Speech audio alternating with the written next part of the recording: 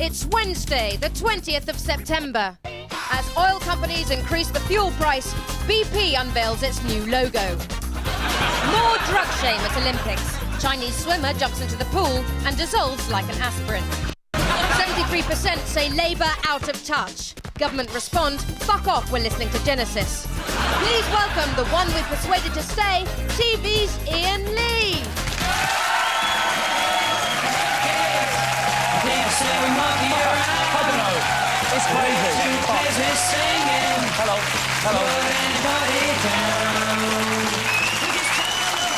Yeah. I got new shoes on, they're very slippery. Did you miss me when I was away? He did. Did you hang my picture on your wall, sir? You cheeky monkey. My friends, has there been a great big Ian Lee-shaped hole in your life this summer? Were you all slumped at home watching Big Brother, just wishing you could vote in that lanky twat into that bizarre voodoo compound? What a strange world. Seriously, 3 months ago, secret camera in a women's dormitory, I'm a pervert. Now it turns out I was merely at the cutting edge of TV fashion. But what else has been happening since I last gathered you all in this tiny room? Well, as we all know, the Queen Mother reached 100. Let's salute that. The most touching moment of the tribute, of course, was when 25 deaf children sang to her in sign language. But they were upset when the Queen Mother replied with a traditional little wave and told them all to fuck off. But it's not all good news for the royal family, as the Liberal Democrats announced they will remove the Queen as the head of the Church of England when they get elected.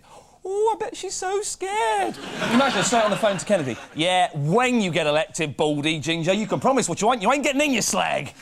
Which is how she talks. But naturally, since we've been away, the Dome's fortunes have slumped again. I say, don't scrap it, build another one, divert the Thames and make a nice big smiley face for the start of EastEnders. And I'm pleased to see in our absence that you've all become so erudite. Yesterday, a list of our favourite words was published. The winner was serendipity, closely followed by the words what, then does, that and mean. The final words on the list were fuck, home, Jesus and money, which, interestingly, is an entire sentence at 3:30 in the morning. Fuck, home, Jesus, money! But the biggest news is, apart from my cock extension, I have a fantastic new co-presenter. I'm delighted to be joined by Sarah Alexander.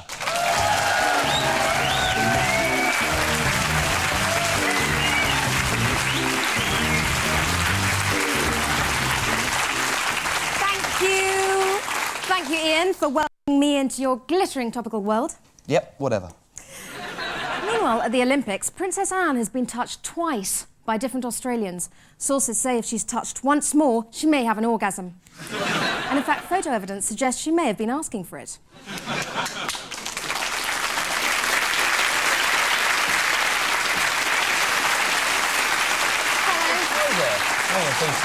Nice to meet you. Sarah? Yeah. This is your desk. This is where you'll be working from now on. OK, so get used to it. Excellent. Thank you, Ian. Where do I get my pens? Right, well, there's a cupboard back there, and there's tea and coffee just round there. Just don't touch me mug, whatever you do, or a puncher. OK, I remember that one. What are you fingering? Oh, well, this is the book by Patrick Jeffson about Princess Diana, which he claims is a sympathetic portrayal, treating her life with sensitivity and respect. I've got to say, I can't really see what all the fuss is about it. Ian, sorry, I'm afraid we're going to have to pause the show roller coaster for a moment. For legal reasons, we have to make an apology.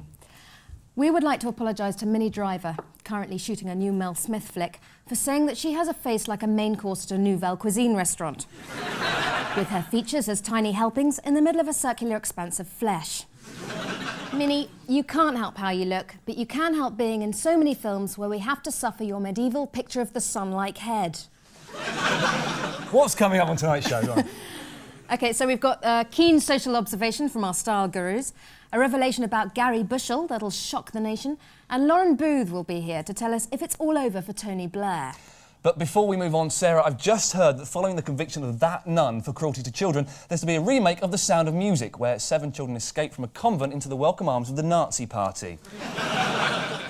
Although, be fair, Ian, 4 of her charges were dropped, then thrown, then kicked across the room into the radiator. Time now to join our very own version of Tony Parsons. 2 men who will, whether you want them to or not, tell you what's hot and what isn't. It's the Style Wankers. We're the Style Wankers. And our Ned bags are full to bursting with top Style Gents goo. We've got our finger on the cock of style.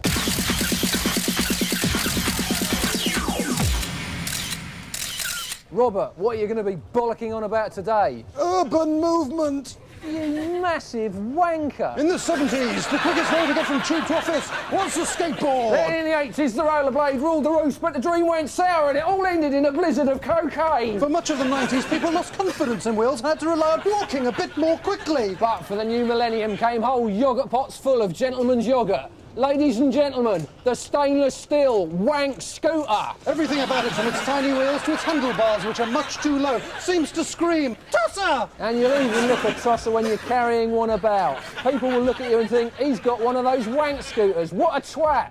And that's got to be good news. Let's roll.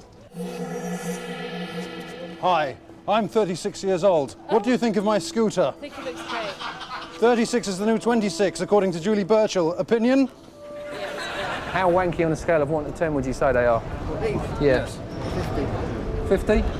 Is it complete jizz or like massive toss? Would you like to have a go on it? Oh, no. My hands are sore enough as it is from wanking. But they're already out of date. I liked them first before anyone else. You tosser! Yes, I am a tosser. But if you really want to look like a child when going to work, there can only be one option. The go-kart! Your dad helped you make it with an old crown he found in the canal. Now you can drive it round Soho, looking like a massive... Move it, losers, we're on Channel 4! Get a Dorfwood, mate. Cheers, mate. Hello, have you got a table for two and a go-kart? Yeah, you're going to go to the bag, sorry. We can't take it in. But these are like the latest hip thing in Soho, aren't they? Well, the thing is, we're meeting Julie Burchill later, and she's arriving on a children's tractor. The fashion go-kart, horse-sprung dirt wank, as they say in Soho. Tony, you're shooting with both nads. Tar.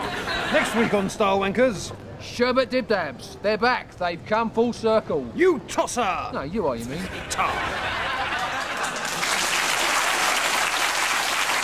Another report from the Style Wankers next week, but now let's check out one of our brand new services. Yeah, with the Lib Dem talk of gay marriages, it seems that at last politicians have realised there are millions of floating gay voters. Let's check out the gay credentials of the main parties on our swingometer. Ian, can you take us through the Tories? Great pleasure, yes. The Tories are traditionally a very straight party with only a soft underbelly of gayness. Let's take a closer look. William Hague used to drink 14 pints a day. Kids, you can't get straighter than that. But he's given all that up to become a fitness fanatic. Quite gay. However, he wrestles every day, which is quite straight. Yeah, I'll stop you there, Sarah, because it's with Seb Coe, which makes it very, very gay. At the moment, the Tories are riding high on the polls, which is very straight. Overall, then, they're straddling the thin pink line of bisexuality, or Michael Portillo, as he's known to us. And now, our tribute to a woman who's older than Bolshevism, but not as left-wing at all. We present the Queen Mother, 100 years and 2 minutes. There are many names for this marvellous woman. The Queen Mother, the Queen Mum, old blue blood prune face, and she's given the nation a whole century of selfless service. Her dedication to watching horse racing on our behalf, her tireless refusal to pay income tax, and her ability to have a £3 million overdraft just to show we mortals that it can be done. So we present things you didn't know about the most glorious woman in the known world. First of all, she's famous for her hats. Always colourful, always covered in flowers. But did you know she had them grown for her by a specially trained dwarf gardener? It's also little known that she has been a keen sportswoman throughout her life. Here she is winning the Oxford and Cambridge boat race by using every man in Botswana as her crew. Here she is winning the marathon in the 1932 Olympics, taking advantage of the age-old royal prerogative of using the car. But behind this sporting facade lies a deeper, darker side. For years she had a reputation as a tyrant, insisting, for example, that a young Patrick Moore walk in front of her at all times. And just watch what she does to these heads of the Commonwealth. She didn't say Simon Says sit down. Finally, she went too far when it was discovered that she was keeping the entire population of Northampton as pets. In 1952, her husband George VI, or as he was more popularly known, King Dad, died and then became King Dead. She tried to move into fashion design for a while with her range of hedgehog sleeve dresses, later getting a job as a cleaner. but she achieved most success with her acting career, taking the part of Porthos in The Three Musketeers. Recent years have seen her looking to the future, auditioning replacement Queen mums for When She Croaks. But still she works tirelessly for the nation. Here she is only last week in Sierra Leone, joining 20 members of the SAS in deep camouflage to take on the West Side Boys. Cheers, Mom. The bar's this way. And that's why it's pure gin. I don't know. More history next week. OK, let's have a quick look at the day's winners and losers. Good news. Scientists have launched equipment which can detect incoming asteroids up to a year in advance. Bad news, they should have launched it a year ago. That's bad news for everyone. We're all set to be destroyed by a massive asteroid. But good news for the BBC, who are already working on the BAFTA-winning Walking with Humans. Bad news for Reggie Cray, who's fighting for his life. Good news for one lucky ambulance man who can now truthfully claim I put Reggie Cray in hospital. Good news for gays, as the Lib Dems allow them to marry. Bad news, nag, nag, nag, nag, nag. Coming up in part 2, New Statesman columnist Lauren Booth tells us what's really been going on Downing Street. William Hague loses his trousers, and something you never knew about cuddly Sun journo Gary Bushell. Before we go, a teaser to keep you sharp. Who is this little-known East End bad boy? We'll tell you after the break. Stay with us.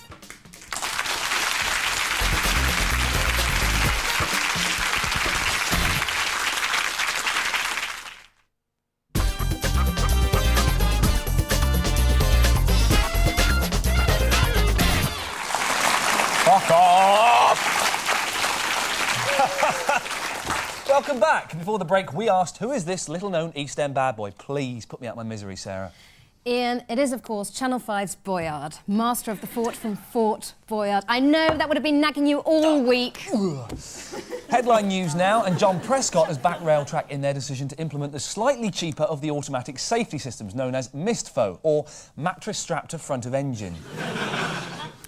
Olympic swimmer removes goggles, vacuum sucks out eyeballs.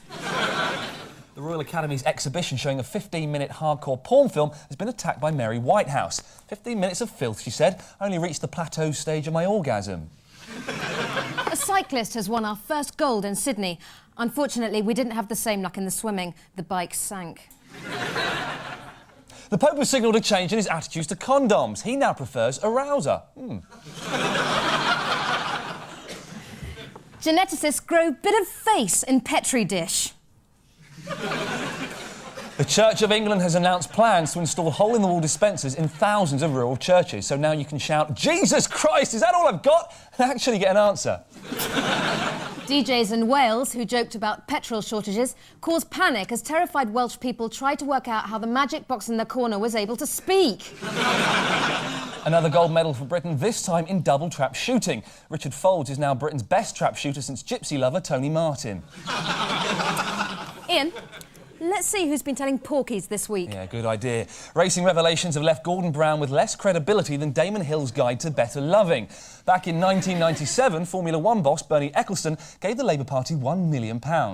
Curiously enough, shortly after that, the government sought an exemption for Formula One from a European tobacco ban. Gordon Brown told Radio 4 he knew nothing of the donation, then admitted, "If this gets out, I'll be destroyed." So we asked the question, who's been telling porkies? So, with the recent polls, politics is looking rosier for William Hague, and he's now able to abandon his spin-off singing career. Let's have a look at what we're going to miss. William, look at your popularity ratings. They're through the roof. Well, that's terrific, Mike. But I've got something to push them sky high. Hello, kids. Bill Hague here. Ever wondered about who to vote for? No. Well, here's something that might help you to making your mind up. Making your minds up. Make your mind up. Play the thing, will you? Get off this stage! You gotta speed it up, and then you gotta slow it down. Cause if you believe that a love can hit the top, you gotta play around. And so you will find that there comes a time for making your mind up. It's working. Oh yeah, wait till you see this. Try to look as if you don't care less. But if you want to see some more... Disgusting. I can't believe it. What went wrong? Oh yes, here are those vote for me underpants you wanted for your routine. You what? Well, what the bloody hell am I wearing? Also, your wife just rang and asked if you'd seen her sexy leopard skin thong anywhere. I knew I shouldn't have got dressed this morning with my eyes closed.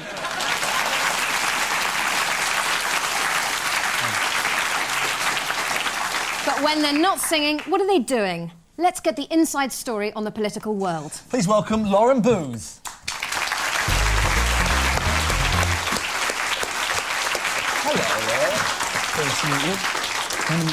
Have a seat. Take a seat. Thank you very much for coming along. Now, Tony Blair has been accused, alongside Gordon Brown, of telling porky pies over Bernie Ecclestone's £1 million. Why has this story come out now? What's happened? Well, another journalist has found out that it's very good to serialise your ideas and some gossip in the Mail for $250,000. But Andrew Rawnsley is fairly well connected, but it's certainly not with number 11. I mean, all of this is coming from somewhere probably not too far from number 10. What, number 9? What? Now, Haig is obviously loving all of this. How much can he benefit from this crazy scandal? Well, he'll only benefit as long as we can all bear seeing him on TV and hearing his nasal whine. I mean, I don't know about you, but I've already had enough of his awful voice that sounds like some sort of 60s presenter, and Portillo sweating the whole bottom lip thing. I don't think it'll serve him too well. Bottom lip, is that a euphemism? Is that another... No, you know. Skiing? I'm going skiing today. Yeah, we know what that means. He just looks overly ripe in the mouth area.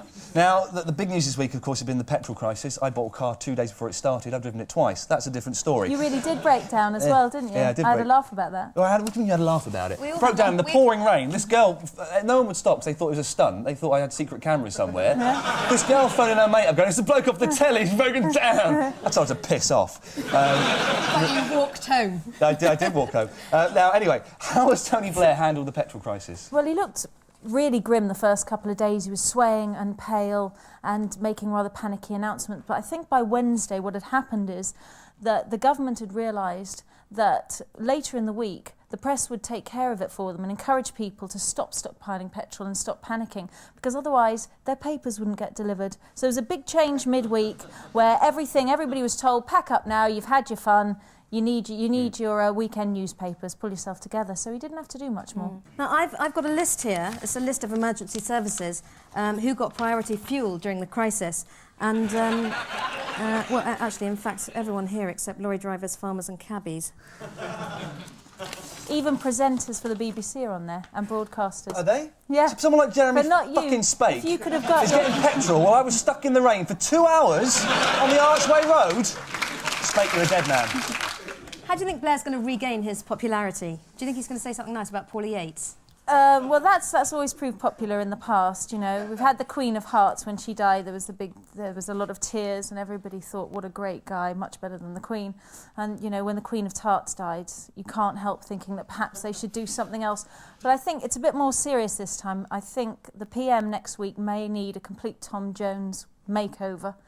A pair of leather trousers and a single released with Robbie Williams will probably be the only answer at the moment. And there's him and Lauren Booth. Thank you very much. Thank you. Coming up, this weekend's essential guide for any music lovers. Let's welcome John Holmes and his gig guide. Well, then, very much like the News of the World's easily misunderstood campaign to get the public to finger a criminal, so we now slip the tip of a moistened digit into this week's 11 o'clock show gig guide in a half-hearted attempt to tease out and bring off some music listings. First out of the band Kebab this week. Nazi race-hate pop tribute band SS Club 7 reached not for the stars but for their machine pistols this weekend as they headline the Chelmsford Genocide Festival. That's on Saturday afternoon in a field. Next up, indie trance outfit Sarah's Lawn, the band named after a confusing mixture of the possibility of controlled access to the sex offenders register and an area of nicely mown turf, are playing at Southampton's Ainsley Harriott Centre. Music begins at 7:30 with a violent confrontation with the Gents at 9. On Saturday, Toxic Rock Syndrome, the band famed for starting a new song before they finished the old one, thereby causing a potential fatal reaction, will bring their own peculiar brand of gothic swing to the fetid Lumphammer in Scrape. I can tell you they're worth seeing because the drummer used to be the guitarist in Westlife. Take stout shoes because the carpet there is made of boiling lava. Also on Saturday, Big Brother Hood of Man, a 70s Eurovision tribute band made up of all the inmates of the Big Brother house trying to cash in on their newfound Z-list fame, We'll be in the back bar of the Microscooter and Concorde disaster. That's the pub in Camden, named after just two of the things they've missed. Starts at 8, bring a gun. And finally, on Sunday, hardcore tea dance trio Insufferable Ranting Bitch, named after the women who live on the Paulsgrove estate in Portsmouth, will be showcasing their new single, Dubious Talent, at the Cauterized Wound in Lemsip. Bring your own beer, as they're only licensed to serve an incomprehensible mixture of earwax and gypsy's piss. That's it. If you want the ill-thought-out group of friends you call a band in next week's guide, then simply tattoo the details onto the rancid back of a tramp and send them to me, John Holmes, 11 o'clock show, television. And remember, we can't return any of your pictures because we burn them and stuff them flaming into the helpless, gaping mouth of a weeping Tony Hart.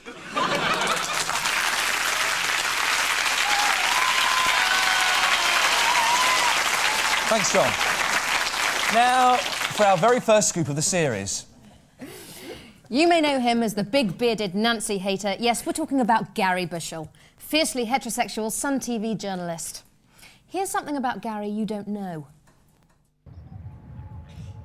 Saturday morning on the River Trent.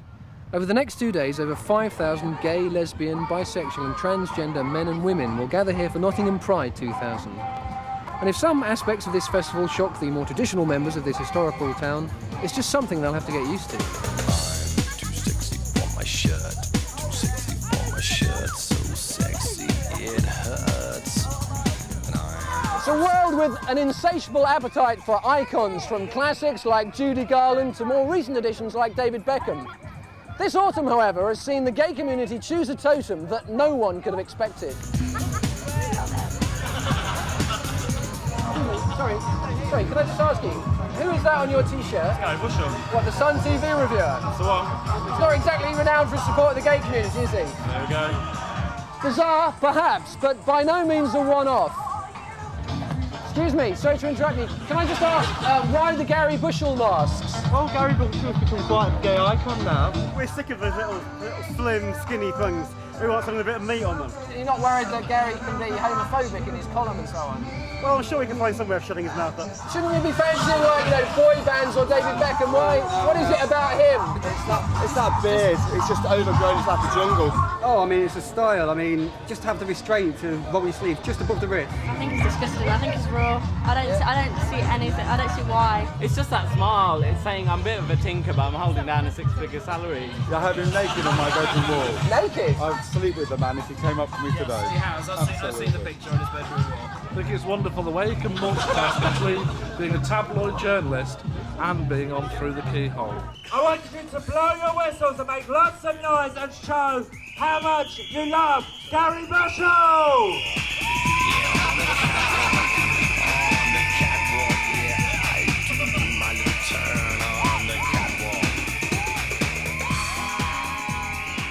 Gary Bushell, gay icon. A flash in the pan or an icon to rival the likes of Jerry Halliwell, Kylie Minogue and Adam Rickett. Only time will tell. This is Jeremy Scott for the 11 o'clock show at Nottingham Pride.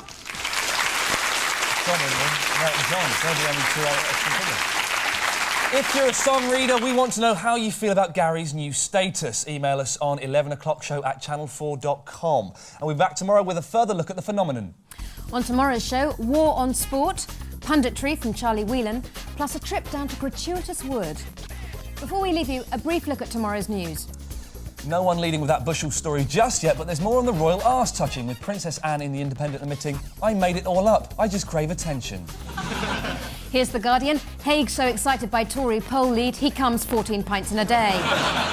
In The Mirror, Ricky Martin is stalking an overweight American fan. "I just can't get her out of my head," said the Latin stud. "She's everything a millionaire pop star could want. 50, overweight and mentally ill." It's been crazy. See you tomorrow. Good night. Bye.